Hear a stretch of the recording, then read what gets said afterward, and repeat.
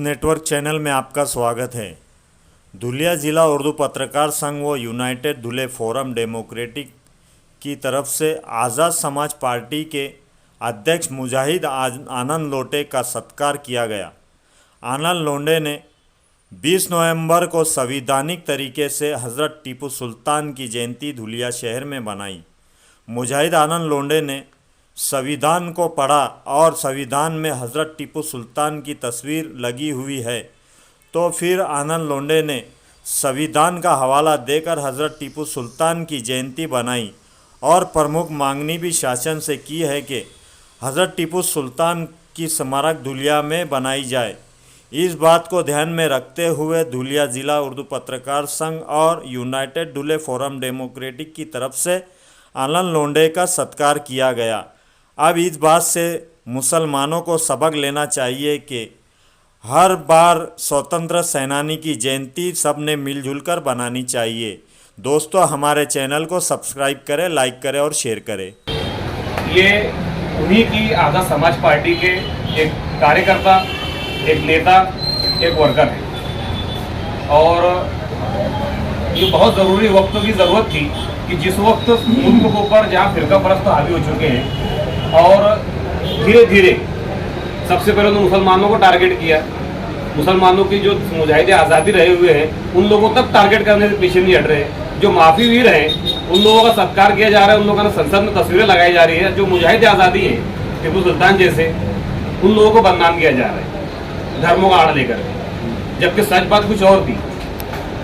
मैं शुक्रगुजार हूँ आनंद लोंढे साहब का कि उन्होंने धुलिया से जो चिंगारी लगाई है वो पूरे मुल्क तक पहुँचेगी इंशाअल्लाह। और उस दिन जब कार्यक्रम था मैं उनको एक बोला तो उन्होंने बॉम्बे थे वो, मैं बोले किसी भी कीमत पे कार्यक्रम पहुँचूँगा। उन्होंने पत्रिका ली, पढ़ी तो उनको प्रोग्राम की अहमियत का एहसास हुआ। उन्होंने सारे प्रोग्राम अपने छोड़ करके वक्त से पहले प्रोग्राम के पहुँचे थे, लेकिन बारिश होने की वजह से वो यहाँ पर जब आए उनकी बारिश में यहाँ पहुँचे। अब बारिश में आके मुझसे मुलाकात की उन्होंने और उस वक्त जो चंद बातें हमारी बारिश में खड़े खड़े हुई थी मैं आपसे गुजार करता चलूँ कि बहुत बड़ी और बहुत आला दर्जे की उन्होंने बात की कि अगर इस तरह का कोई मौका बनता है, उन्होंने अपनी तरफ से बात कही थी, मैं आपको दोहराता चलूँ कि जब पॉलिटिक्स की बात आएगी तो इस तरह कार्यक्रम जो आप लोग ले रहे हो वो जरूरत की चीज़ है।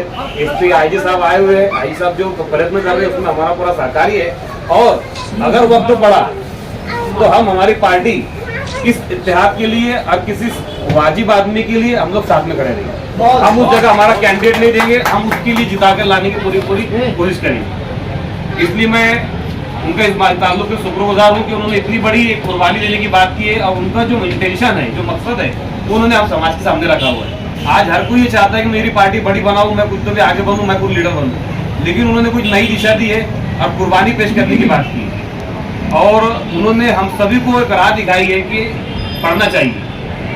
आज दलित समाज हमारा जो है डॉक्टर बाबा साहब अम्बेडकर से प्रेरित होगा, उनकी एक शब्द थी शिका यानी संघर्ष करा, उस चीज़ को लेकर के वो आगे बढ़े और आज उसी वजह से, उनकी पढ़ने की वजह से संघर्ष कर रहे हैं और संघर्ष के जरिए लोगों को बता रहे हैं। हम भी लॉ के स्टूडेंट हैं, लेकिन हम लोगों को भी ये नहीं पता था कि हमने संविधान में ये चीज़ भी आती है। जब उनके ताल्लुक से मालूम पड़ा, जब हमने संविधान वापस से खंगाला तो बहुत सारी शख्सियात के फोटो नजर आए। रानी लक्ष्मीबाई और टीपू सुल्तान, ये दोनों का साथ में बाजू बाजू फोटो प्रिंट बनाई हुई है। जवाहरलाल नेहरू के टाइम पर उन्होंने, मैं समझता हूँ कि वो हुक्म हुआ था कि जो मुजाहिदे आज़ादी है, जिस तरह के लोगों ने भारत के लिए संघर्ष किया हुआ है, मैं हिंदुस्तान शब्द तो नहीं वापरता, मैं भारत वापरता हूँ। और मेरी आप लोगों के साथ से गुजारिश रहेगी कि हिंदुस्तान शब्द को छोड़ दिया जाए, उसकी जगह भारत का इस्तेमाल किया जाए, क्योंकि ये हिंदुस्तान एक नाम दर्शाता है कि समाज की वर्चस्व होगा। तो हम गुलाम नहीं है, किसी की मानसिक गुलामी का प्रतीक है वो, उससे हम लोग बचने की कोशिश करें। तो महारानी लक्ष्मीबाई को तुम आप जब जिस तरह बताते हो कि वो मुजाहिदे आज़ादी है, वो स्वतंत्र सेनानी है, तो उन्हीं के बाजू में हज़रत टीपू सुल्तान का भी नाम है। किसी से डरना नहीं है, किसी से करना नहीं है। अपनी हक की लड़ाई के लिए हमको पढ़ाई के साथ में जब हम लोग बात करेंगे तो कोई हमारा कुछ खेल नहीं करता है। उसी चीज़ की हमको शिक्षा दी है, तो हमको पढ़ना चाहिए, संघर्ष करना चाहिए। और हम लोग भी आपके साथ में जिस तरह आपने हमको वादा दिया है, जिस तरह हम भी वादा करते हैं कि जिस जगह ऐसी नौबत आएगी तो हम लोग आपके साथ में कंधे से कंधा मिला के खड़े रहेंगे, पीछे नहीं खड़े रहेंगे, साथ में खड़े रहेंगे ना। कहते हो इस्लाम आज जो मानपान जो सत्कार आमचा तुम्ही लोकांनी केलेला आहे तो आम्ही कधीच विसरणार नाही. कारण की तुमचं जे प्रेम आणि जे भावनाने तुम्ही आम्हाला बोलवलंय, कारण की खऱ्या माणसाची किंमत केली जाते. आणि मला येऊन फक्त आझाद समाज पार्टीमध्ये म्हणजे मी आंबेडकरी चळवळीमध्ये 2012 पासून लिडरशिप करत आहे, पण लहानपणापासूनच कार्यकर्ता आहे. पण 18 तारखेला माझी निवड झाली औरंगाबादला आणि भाऊंनी सांगितलं, आनंदजी लोढे साहेबांनी, की आबा तुझ्यासारखा कार्यकर्ता आम्हाला पाहिजे. म्हटलं साहेब मी आर्थिक दृष्टीने कमजोर आहे, माझ्याकडे काय नाही, पण तुम्ही जरी सांगशाल की इथं चळवळीसाठी तुला मरायचं, मी ते हसत जीवन तिथं मरायला तयार आहे. आणि त्या दिवसापासून 18 तारखेला निवड झाली आणि 19 तारखेला आम्ही बॅनर लावलं नुसतं असं उभंच केलं हो. तेवढ्यामध्ये फोटो काढून भाई टाकला बरं का ह्या ग्रुपला त्या ग्रुपला. म्हटलं काय रे तुम्ही, नाही काही नाही आमचं काही नाही म्हणे. अहो अवघ्या 10 मिनिटात तिथं पोलीस गाड्या आल्या. मग मी भाऊंना सांगितलं की म्हटलं येऊन जावा तुम्ही, आणि तो राडा चाललाय.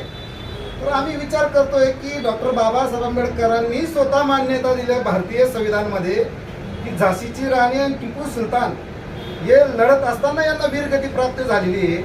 संविधानाला सुद्धा मानत नाही, म्हणजे हे देशामध्ये लोकशाही आहे का नाही आहे हे आम्हाला तेव्हा दिसलं. पण खऱ्या अर्थानं आम्ही जरी बहुजन वर्गामध्ये काम करलो तरी चालेल, पण खरा भीमाचा सैनिक आणि खरा आंबेडकरी चळवळीतला ढाण्या वाघ कसा असतो, त्या दिवशी मला खरा आनंद साहेबांच्या रूपात दिसला.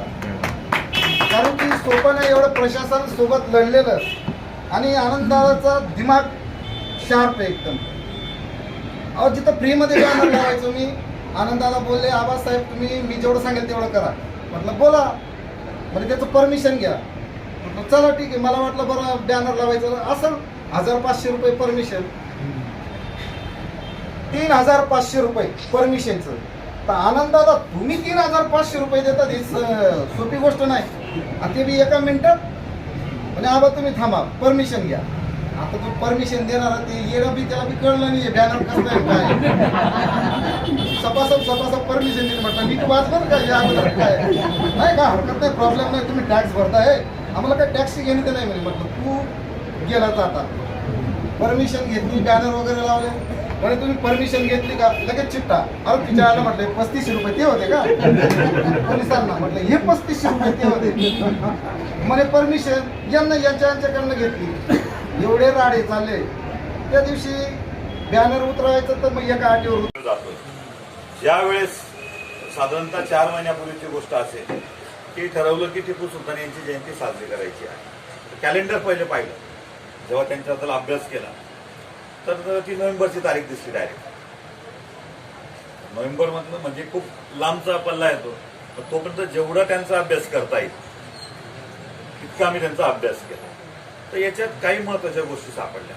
सगळ्यात महत्वाची गोष्ट की त्या काळामध्ये ज्या दलित म्हणजे टिपू सुलतानबद्दल इतकी आपुलकी का वाटावी. तुम्ही वारंवार म्हणताय की एक मुस्लिम समाज, मी म्हणतो मी त्यांना मुस्लिम मानतच नाही. खरी गोष्ट खऱ्या अर्थाने आमचा नेता, आमचा राजा. एखाद्या लक्षात घ्या कुठल्याही समाजामध्ये जो व्यक्ती स्त्रियांची आज शिवाजी महाराजांना का मानलं जातं, त्यांनी स्त्रियांची आबरू वाचवण्याचं काम केलं, त्यांना सत्कार करायचा कार्यक्रम केला, त्यांचा सत्कार केला. टिपू सुलतानांनीही तेच केलं. जो व्यक्ती स्त्रियांना आईच्या समान मानतो तोच आपला राजा. म्हणून मी खास करून टिपू सुलतान यांची जयंती साजरी करायचं ठरवलं. त्या काळामध्ये कर्नाटकच्या जो भागामध्ये एक जमात आहे मागासवर्गीय ओबीसी महिलांची, की त्यांना स्तन दाखण्याची परवानगी नव्हती. त्यांना जावं लागायचं बाहेर, म्हणजे स्तन ओपन. विचार करा आपण परिस्थिती की त्या महिला भगिनी रस्त्यावरून जात आहेत आणि त्यांची छाती उघडी. म्हणजे मी क्लिअरच बोलतो डायरेक्टली, राग कुठे आला आणि कुठं पेटून उठलो, होऊन काय होईल, केस होईल, गुन्हे दाखल करतील ना. तर का म्हणून त्या माणसाची जयंती साजरी करायची. तर त्या महिलांना स्तन दाखण्याची परवानगी नव्हती. आणि ज्यावेळेस या राजाला कळलं आणि स्तन दाखायचं असेल तर टॅक्स द्यावा लागायचा. एक तर आमदानी नाही, बेरोजगारी चरमसीमावर, त्यातल्या त्यात मागासवर्गीय, त्यातल्या त्यात अतिशूद्र महिला. तर तिची परिस्थिती काय असेल. तर या राजाने जात पात धर्म कुठलाही न बघता त्या महिलांना तिची वाईट मनुस्मृतीने दिलेली जी काही पिळवणूक होती ती बंद केली आणि सन्मानाची वागणूक त्या महिलांना दिली. तर सगळ्यात मोठा माझ्या मनामध्ये या राजाबद्दलचा तो एक मान आहे. दुसरा त्याच्यानंतर विचार केला, परत अभ्यासात पुढे गेलो तर रामपुरी यांना मी वारंवार वाचतो. बघा लक्षात घ्या, एखाद्या वेळेस बाबासाहेब आंबेडकरांचं मी ज्यावेळेस वाचतो, तुम्ही एक दलित आहे, एक मागासवर्गीय म्हणून मी जवळ वाचेलच. तुम्ही टिपू सुलतानबद्दल बोला, तुम्ही मुस्लिम बांधव आहेत, प्रत्येकाला मुस्लिमांचा देत आहे एक म्हणून. तर ज्यावेळेस एक हिंदू समाजातला, तेही सिंधी समाजातला माणूस टिपू सुलतानबद्दल एकदम चांगला बोलतो, अभ्यास करून बोलतो की टिपू सुलतानमध्ये आणि निजामशाहीमध्ये, त्याच्यानंतर मराठ्यांमध्ये कशा पद्धतीने युद्ध झाली, कशा पद्धतीने होते, राजकीय युद्ध होतं, तर त्यांचा खऱ्या अर्थाने अभ्यास केला. मग मी ठरवलं की यांना आता आपल्याला बोलवायचं या ठिकाणी, आणि पूर्ण त्यांच्याशी पण बोलणं झालं. ते रामपुण्यांशी माझ्या 2दा फोनवर बोलणं झालं. चंद्रकांत आमचे सोनवणे दादा आहेत त्यांच्या मार्फत. तर त्यांनी सांगितलं की ज्या ठिकाणी टिपू सुलतान यांचं जन्मस्थळ आहे, त्या जन्मस्थळमध्ये ते जे काही महल आहे म्हणजे किल्ला आहे, तर त्या किल्ल्यामध्ये अजूनही 3 मंदिर अस्तित्वात आहेत. आणि ते तिघी एकाच देवाचे नाही, 3 वेगवेगळ्या देवांचे. जर टिपू सुलतान हे हिंदू विरोधी होते तर मग त्यांनी मंदिर कसे ठेवले त्या ठिकाणी, म्हणजे एक खोटी बातमी टिपू सुलतान यांच्याबद्दल पसरवली गेली.